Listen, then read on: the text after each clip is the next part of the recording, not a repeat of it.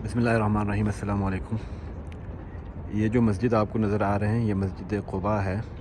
तो मस्जिद क़ुबा के ये क़िबले वाली साइड है जहाँ पर आपको आगे नज़र आ रहे हैं। इसके दाएं तरफ अगर आप देखेंगे तो इन्होंने भी तोसी के लिए जो अभी खुदाई वगैरह कर रहे थे, तो ये जो जगह है ये अभी नया डिस्कवर हुआ है।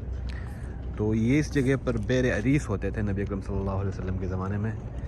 बेर अरीस के बारे में मशहूर है कि हज़रत अबू मूसा अल-अशअरी रज़ी अल्लाह अन्हु से रिवायत है कि नबी अकरम सल्लल्लाहु अलैहि वसल्लम एक दफ़ा बैठे हुए थे तो बेर अरीस के ऊपर, तो हज़रत अबू बकर रज़ी अल्लाह अन्हु दाखिल हुए।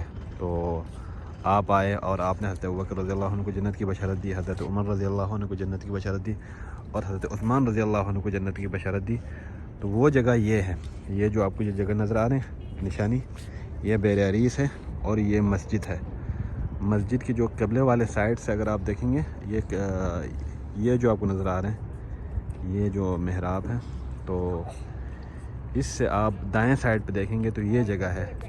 और इसी बेर या इसी कुएं के बारे में है कि हज़रत उस्मान रज़ी अल्लाह अन्हु के दौर में जो नबी अकरम सल्लल्लाहु अलैहि वसल्लम की अंगूठी मुबारक थी जो आप ख़ुद पहना करते थे और आप स्टेम वगैरह लगाते थे जब कहीं पर कोई खतूत वगैरह बेचना हो, तो आप सल्लल्लाहु अलैहि वसल्लम की वफ़ात के बाद वो अंगूठी हज़रत अबू बकर रज़ी अल्लाह अन्हु के पास है और उसके बाद वो अंगूठी हज़रत उमर रज़ी अल्लाह अन्हु के पास चला गया। उसके बाद वो अंगूठी हज़रत उस्मान रज़ी अल्लाह अन्हु के पास आ गए।